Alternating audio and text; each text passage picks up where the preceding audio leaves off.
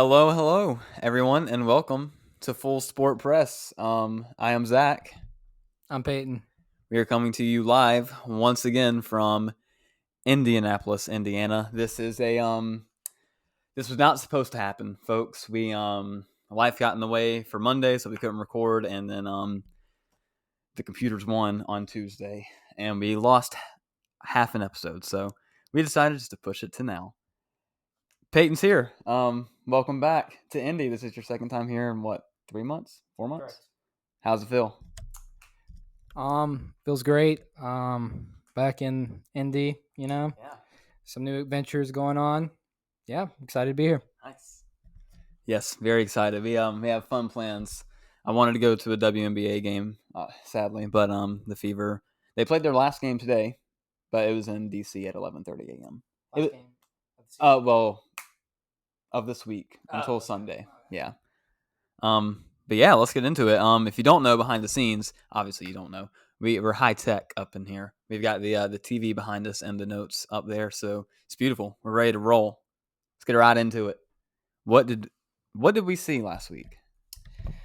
What we saw comes in the PLL lacrosse weekend in Fairfield, Connecticut. We had Ryan Smith of the Chaos. He was cutting in. He gets a pass from behind the goal, and then he's about 10 yards out, so pretty far out, and hits a behind the back right over his shoulder into the top corner. It wasn't just a normal behind the back. It was further out and right in the corner. So a very impressive shot. It was in the Sports Center top 10. If you haven't seen it, definitely go see it.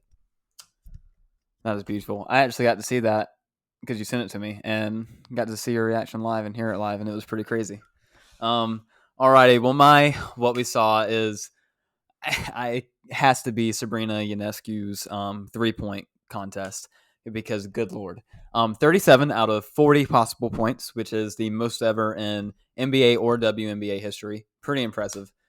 She went 25 for 27 on her shooting. So she missed her first shot, made 20 in a row, which is insane. Missed one and then made the rest.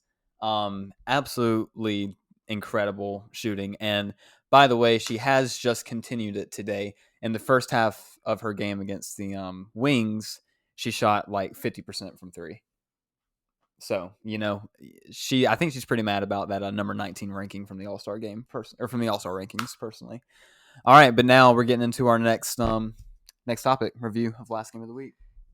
So my last week's game of the week was the Gold Cup. Obviously, when I said it as my game of the week, I was very hopeful that the USA would be in it, but nope, they lost to Panama. Before that, so it was Mexico versus Panama in SoFi Stadium in LA. Very close game. It was 0-0 for most of the match until the 88th minute when Santiago Jimenez hit the game-winning goal. It was pretty even as far as possession, but Mexico had a few more shots.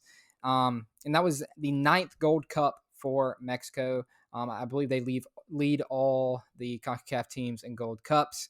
So another Gold Cup victory for Mexico. Wow, great job for them. Sad the USA didn't get there. Alrighty, well, my game of the week was the WNBA All-Star game. Team Stewie actually ran away with the game, shockingly. They won 143 to 127 over Team Wilson, which was kind of surprising.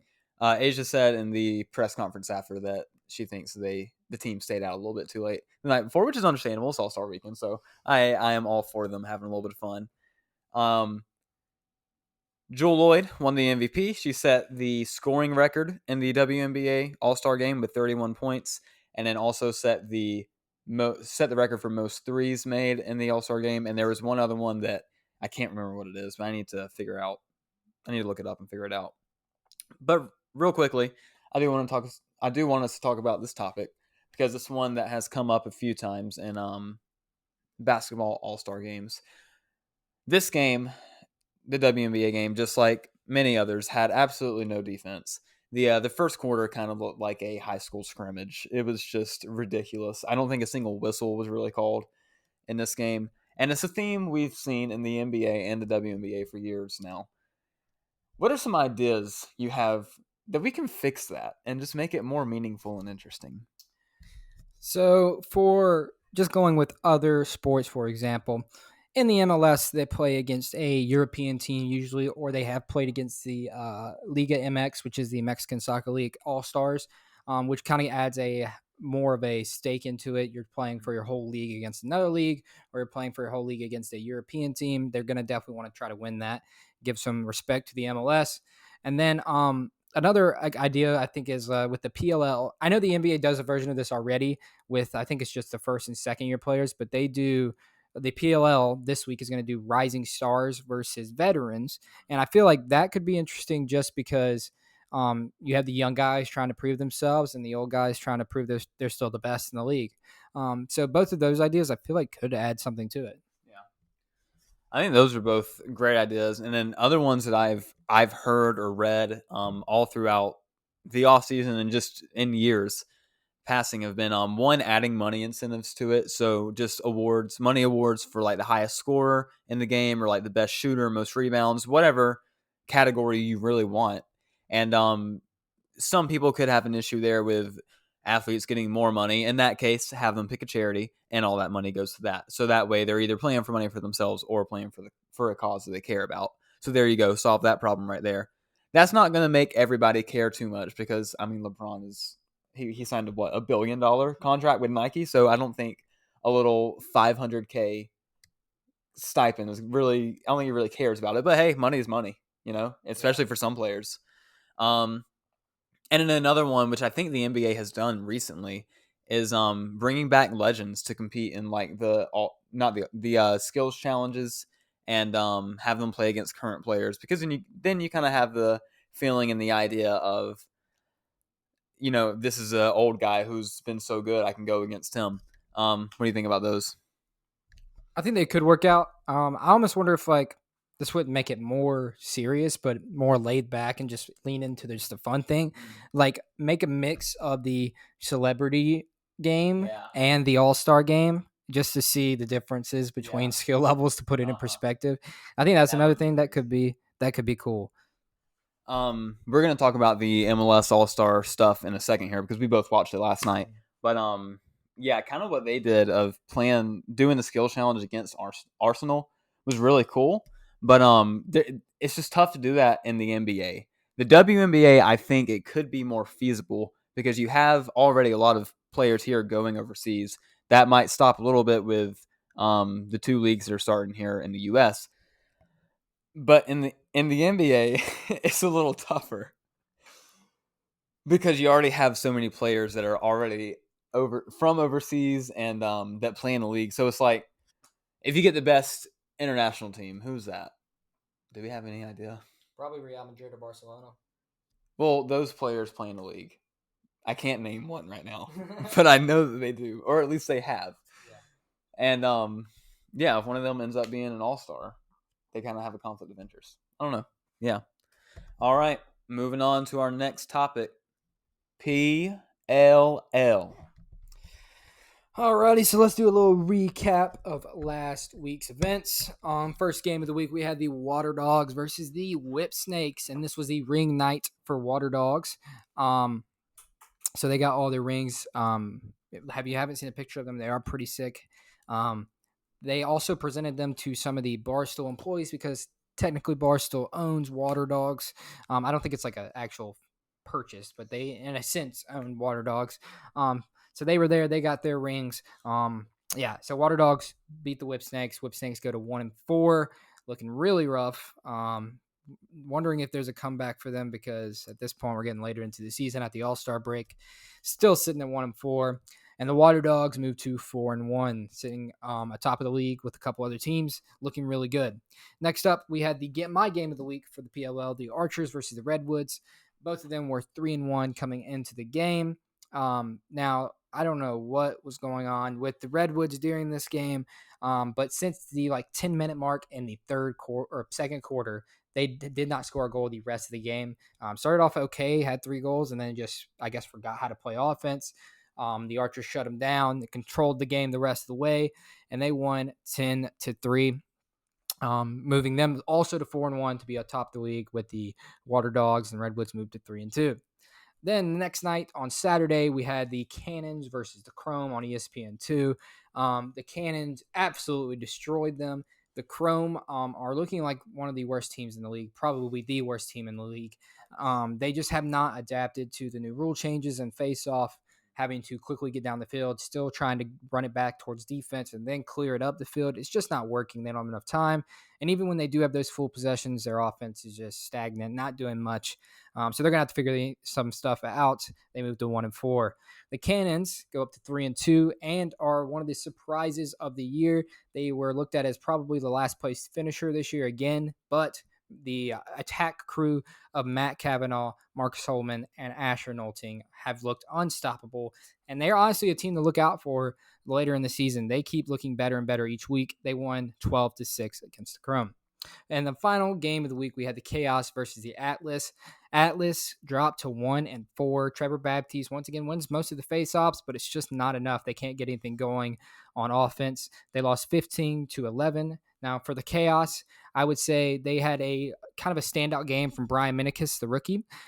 He had 5 points, I believe, and he just looked so much faster than everybody on the field. They had a guy on him, I believe it was Tucker. He was guarding him behind the goal, and he would just constantly blow right past him, just run straight past him. It was pretty insane. And then they moved. They had Tucker Durkin on him to begin with, and then they moved. Who was the guy? Gavin Adler onto him. And because they had to keep switching on and off because no one was just fast enough to cover Minikis. He also had a cheering section in the crowd. A bunch of his former teammates from Colgate were at the top of the stands, and every time he scored, they would rip their shirts off and go absolutely insane. So that was pretty cool to see. Now, upcoming week for POL, you have the All-Star Weekend on Saturday. At 6 o'clock will be the Skills Challenge. They'll have a freestyle shot competition, who can be the most creative shot creator.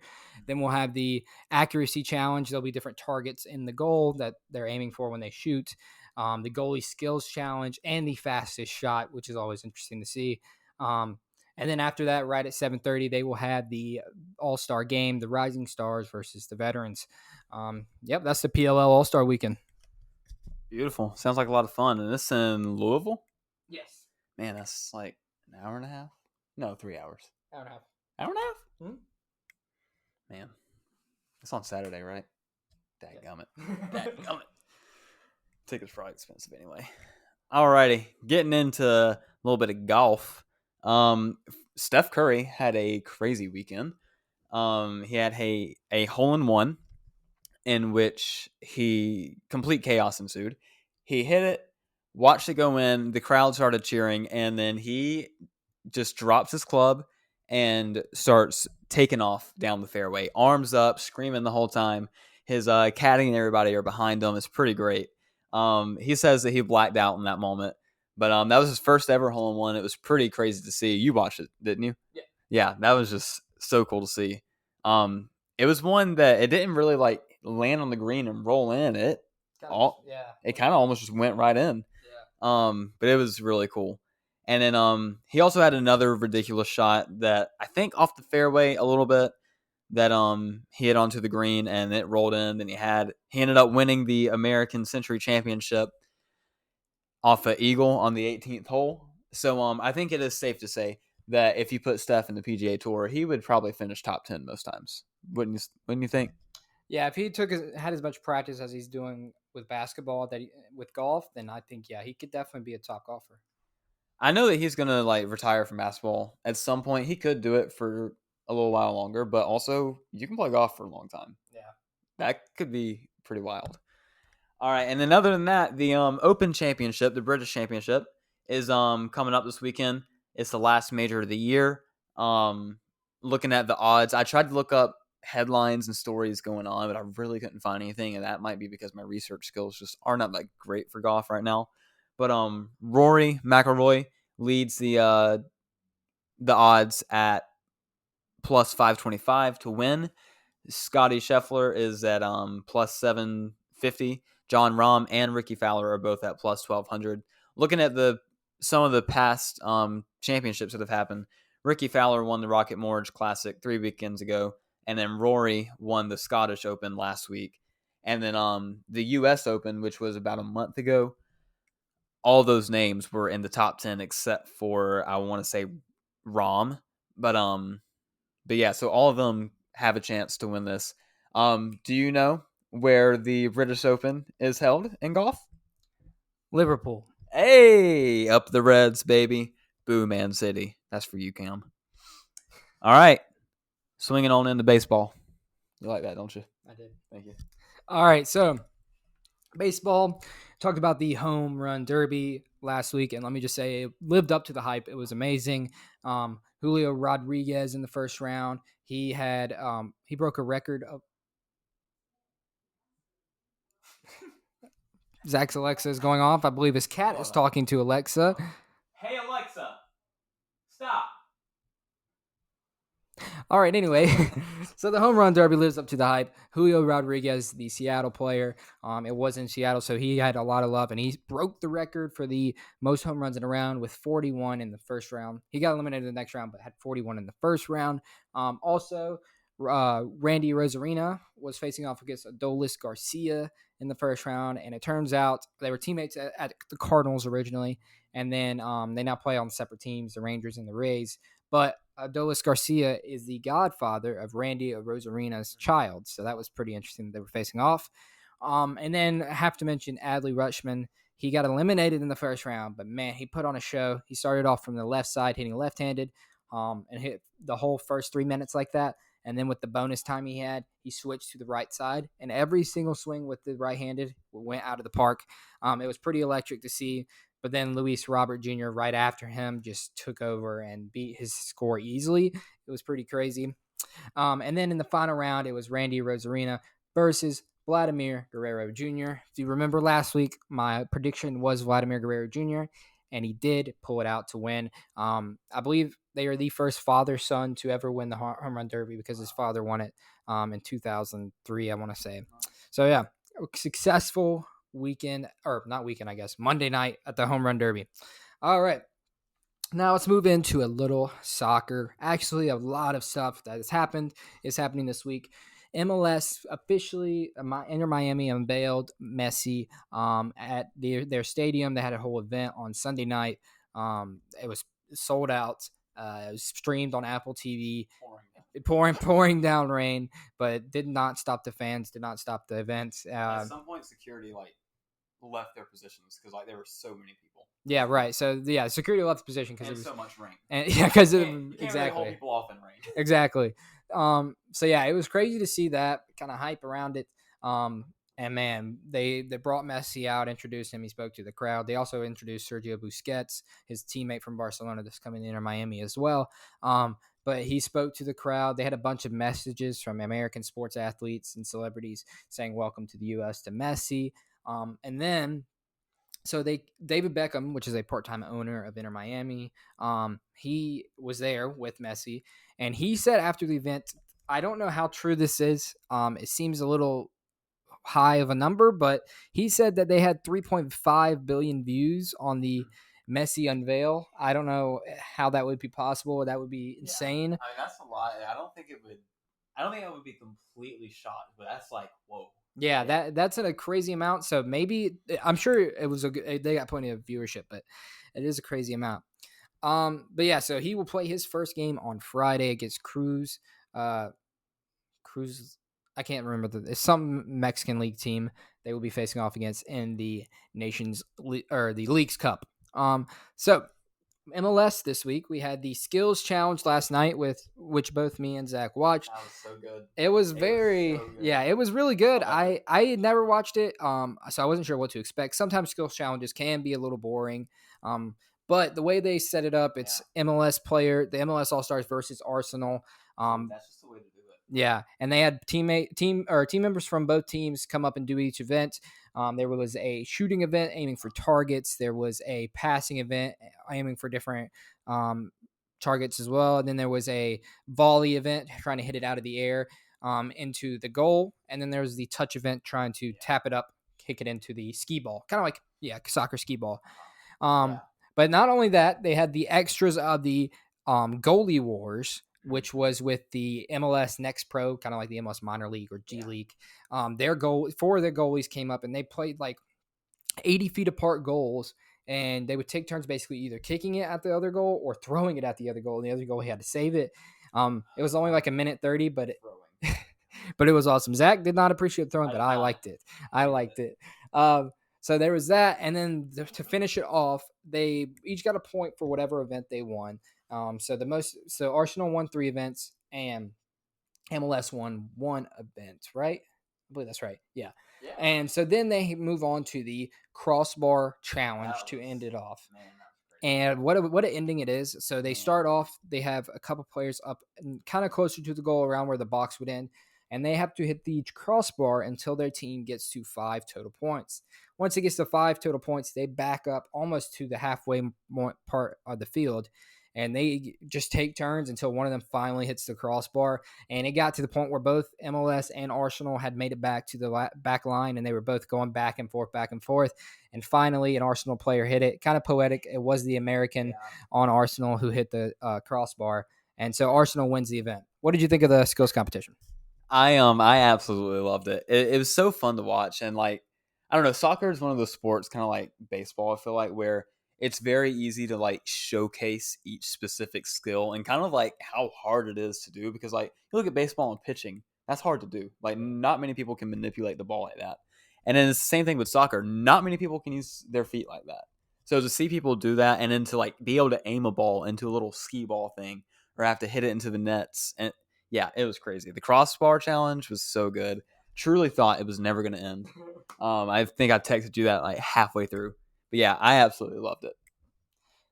So successful skills challenge for the MLS.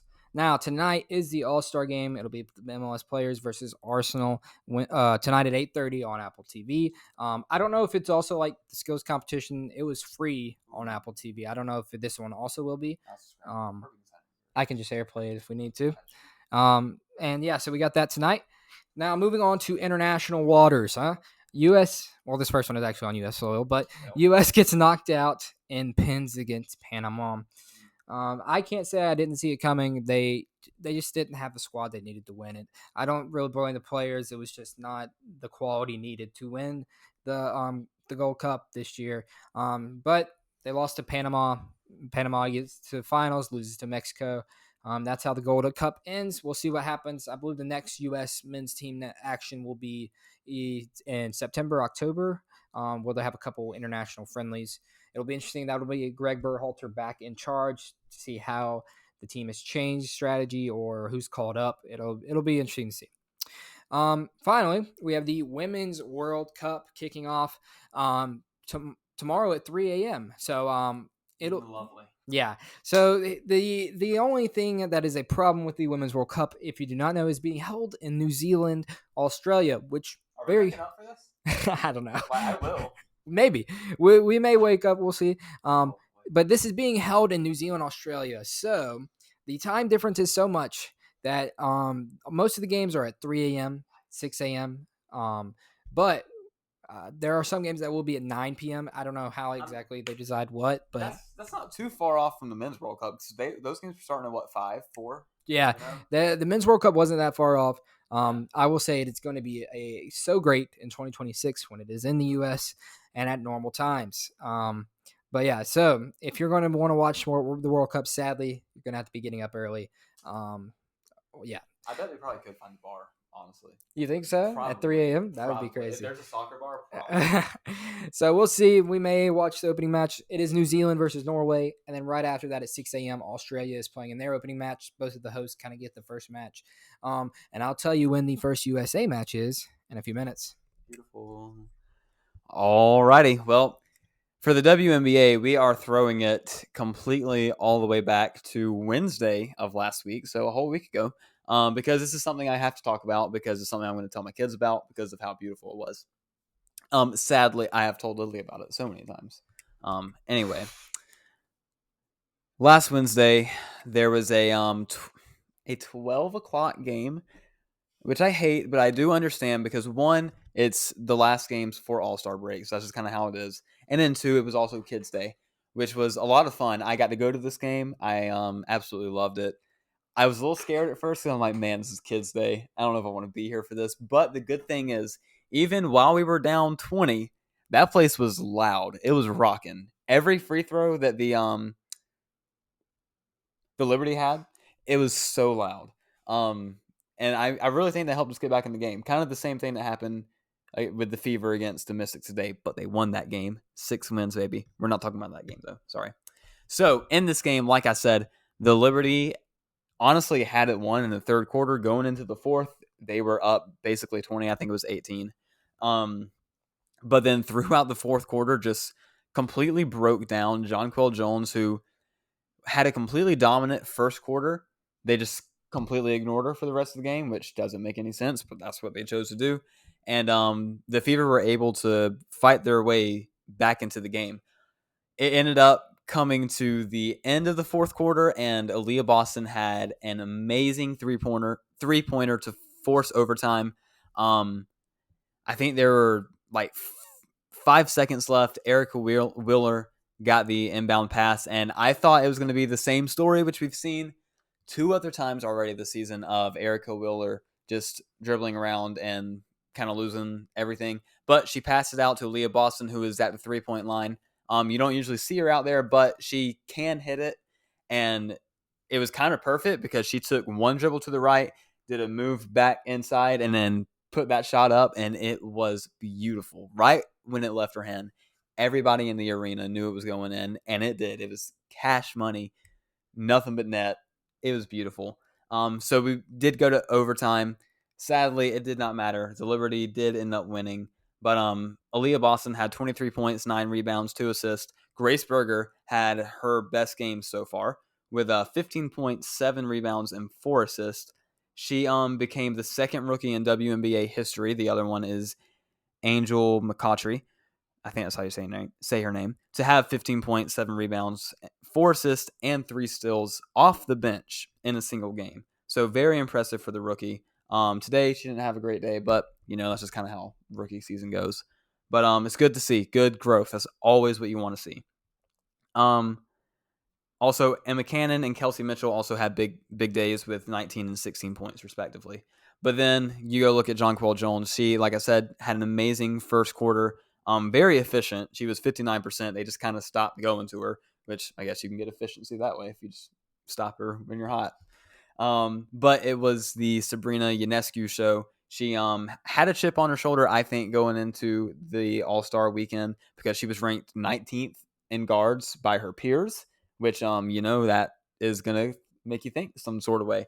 And in this game, she had 34 points, 6 rebounds, 5 assists, shot 50% from field goal percentage and from 3, which, like I said, only continued in the All-Star weekend and then again continued today. So she's playing crazy right now. But yes, that was the game that I wanted to talk about before All-Star weekend. Some other news real quick. One, Dwayne Wade has joined Chicago ownership. They lose a Wade about a month ago when their coach, James Wade. That was a crazy situation. Not the best. I didn't really want to talk about it, so I didn't.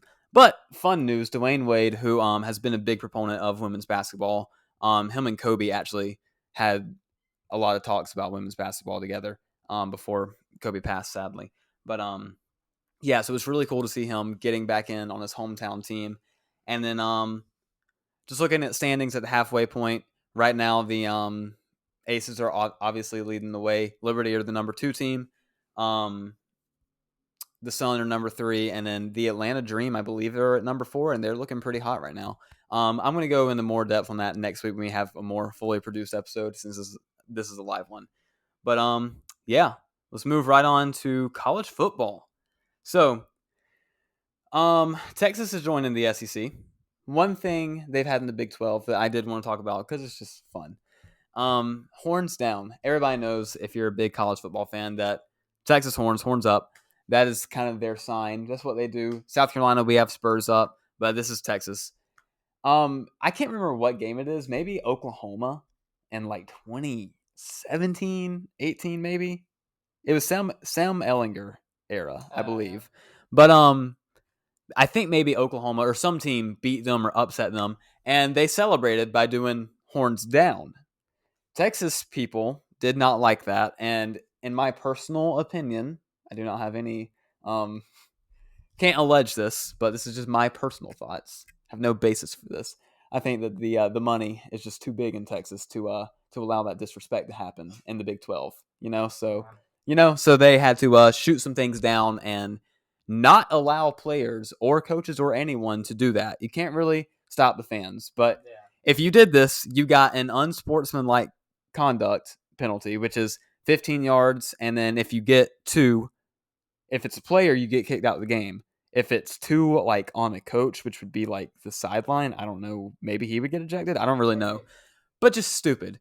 Anyway, now they're joining the big boys and the SEC, and John McDade, who is the SEC's coordinator of officials, said recently that penalizing players and coaches and whoever else for the horns down signal in 2024 will not be an unsportsmanlike conduct penalty. So they said it needs to fit one of 3 categories. 1, is it taunting an opponent? Is it making a travesty of the game?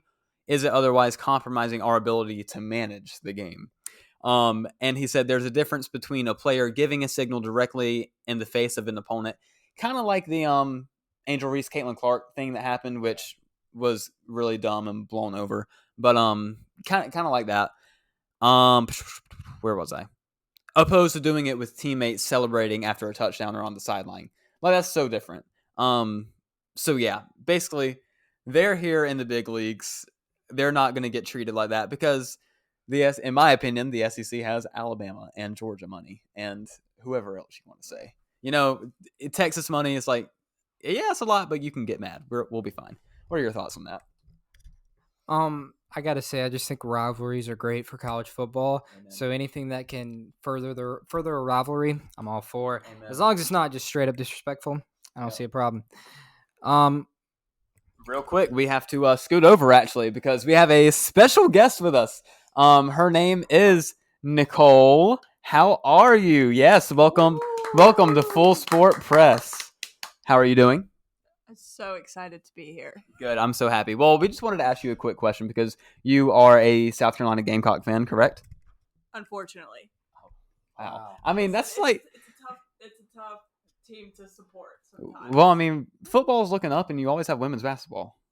Yeah. Women's basketball is amazing. We know you love it. Oh, you know I do. So here's what I wanted to ask you. Football season's coming up. We're almost done with July, which is wild. And, August is coming up. Games will start. The end of it. How are you feeling about the Gamecocks and the season coming up? They finished, 8-4? 8-4 last season. It was a pretty good season. Spencer Rattler's back.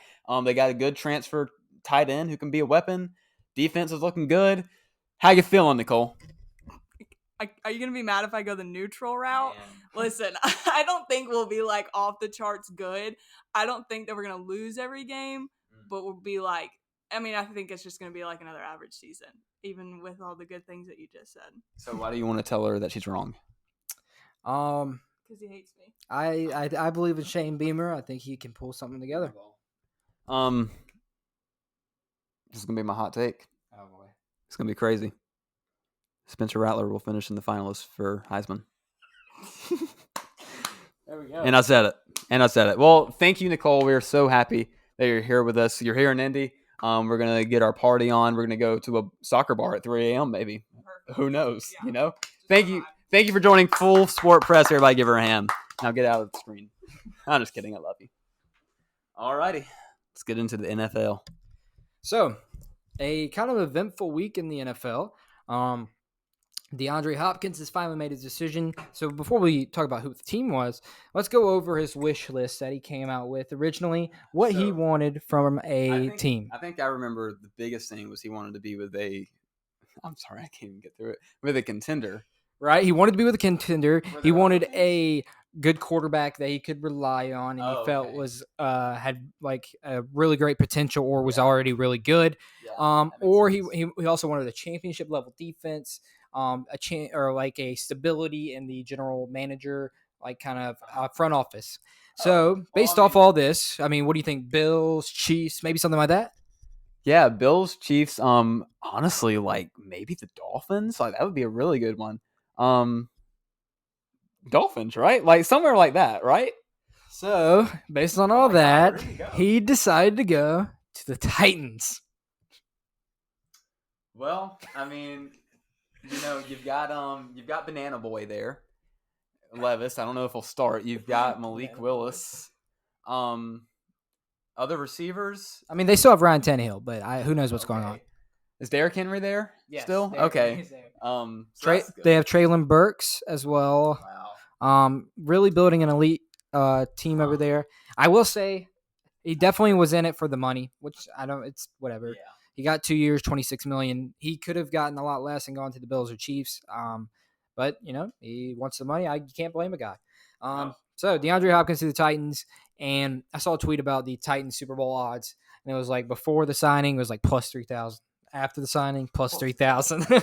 So I just don't think it's a thing that really moves the needle. We kind of saw this already with Julio Jones going to the Titans. Nothing happened after that, and I'm afraid of the same thing for Hopkins. He went to the Bucs last year, and I don't know if he's still at the Bucs or somewhere else. Yeah, I mean, I know I wouldn't say we're a contender, sadly, but could have been with the Panthers. Could have helped a already apparently really good rookie quarterback grow and been beside Adam Thielen and DJ Chark and Miles Sanders and Hayden Hurst and Terrace Marshall and a good defense and possibly done something pretty crazy and come back home. Yeah. But hey, good old Rocky Top. What can I say? Nashville. Yep. All right. And then the other NFL news. I mean, let's fuse these into one now with what's going on. Is it official that Josh is? What do you mean? Like, I think he's involved in the running back conversation. Go, you do. I don't know. So, what has taken over the kind of Twitter NFL realm over the past 24, 48 hours? There was a tweet by a NFL draft scout named Matt Miller, basically saying teams should have a blueprint for every team should have the same blueprint at the running back position. You draft them, you play them for 4 years, you franchise tag them once, then draft a new running back. And let's just say the running back community did not react well to this tweet. I think that was kind of the breaking point. They were already not getting the contracts they felt they deserved. And they just came out about Saquon not getting a deal, which is part of this, and Josh Jacobs doesn't have a deal. Who was the other one? I'm trying to think. Austin Eckler did not get a deal. So all this is going on. These guys don't have deals going for them that they think is acceptable. And so Austin Eckler sees this tweet. Josh Jacobs sees it. Christian McCaffrey, Derrick Henry, and Najee Harris. They reply saying, well, we think that we are worth this. Running backs are key to any championship team. We deserve to be paid just as much as the next guy. And, I mean, basically saying, getting to the point of where running backs are kind of being used, or going to get to the point where they're being used just as a cheap option. And they're never going to get their payday in their prime because of rookie contracts. So I think it's really developed. The question is, should they discover a way to give running backs a different kind of rookie contract where they are shorter, or some way for them to get an earlier payday, an extension that they deserve, like other players? Yeah, I mean, it might be the beginning of like maybe the end of a rookie contract, and just being like I understand some players are rookies, and it's like, but you have some players that can come out of the draft and just automatically be amazing. Yeah. Or if not amazing, good. And you know that they're going to be good. I don't know. Yeah, that's tough because, like, why would you not do that?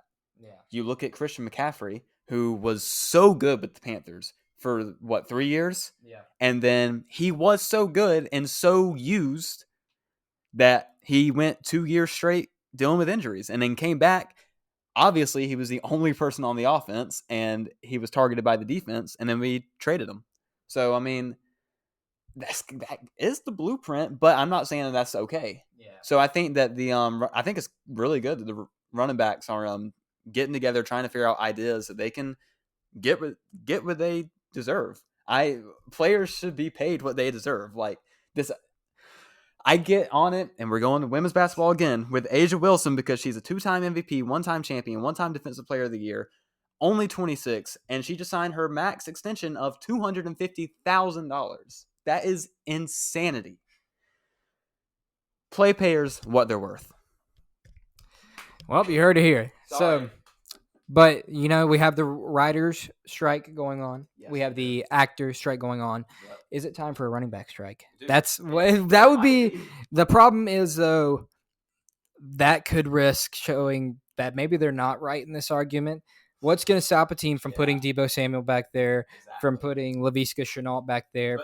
It really creates an argument of maybe they actually don't need them. Because the only thing is you have to find those players. Not every team has a Deebo or a Laviska. Not every team has a Christian McCaffrey because he's one of those players too, I think. That is tough. But it would be interesting to see. They would have to get every running back to do it. Like, there's no way only the starters could do it because then the backups are going to be like, well, my chance. Yeah. All righty. Well, now finally, man, this ended up being a long live episode, but it was a pretty good one. Yeah. All right, let's get into our game of the weeks this week. Do you want to go first or me? I'll go first. Okay. All right, game of the week. I teased it a little bit earlier. We are headed to the Women's World Cup, the Land Down Under. Man, I love talking about women's. All right, so we got the opening USA match. They will be facing off against Vietnam Friday, 9 p.m. on Fox. So at least the opening match and the second match against the Netherlands, both of them are at 9 p.m. So you won't have to stay up till 3 a.m. or get up early. So that'll be nice. Get to watch that Friday night at 9. Now, what am I expecting out of this match? It should be a blowout. The U.S. is the heavy favorite to win this again. So I expect nothing less than a blowout. Even though it is a blowout, you have to watch USA Women's because it's so especially World Cup time. It's So good. And this is Megan's last one, right? It is. Yeah, so I definitely want to see her go out. All right, so my game of the week is the Sun versus the Dream on Saturday at 1 p.m. on ESPN. The Dream have won 6 of their last 6 before All-Star break. Now let me add another one to that because they won last night too. So just absolutely insane. Ryan Howard in those 6 games has averaged 23 points per game. So she is playing out of her mind right now. Another player who, like Sabrina, had a chip on her shoulder going in because she wasn't voted into All-Stars or picked as an All-Star originally. But then Elena Deladon was injured. So Kathy Engelbert, the commissioner, chose her as an All-Star, which to the fans' service, everybody wanted to see. So that was great. And she played great. In the second half, she just wore like big like Oakley sunglasses the whole time. It was amazing. We love Ryan Howard. But they're playing the Sun, who are number 3 in the standings right now, going up against triple-double machine Alyssa Thomas and then DeWanna Bonner, who is shooting the lights out at 44% at the field goal and 38% from 3. So should be a pretty good game. Red hot Dream versus the really good Sun. I think that's all we got for you from Indy. I think so. Any last thoughts? Have a good weekend, everyone. Nicole, come on back in. Wave goodbye to the folks from Indy. We always have a nice goodbye. From the folks at Full Sport Press, we love you. Goodbye. Bye. Bye. Thank you.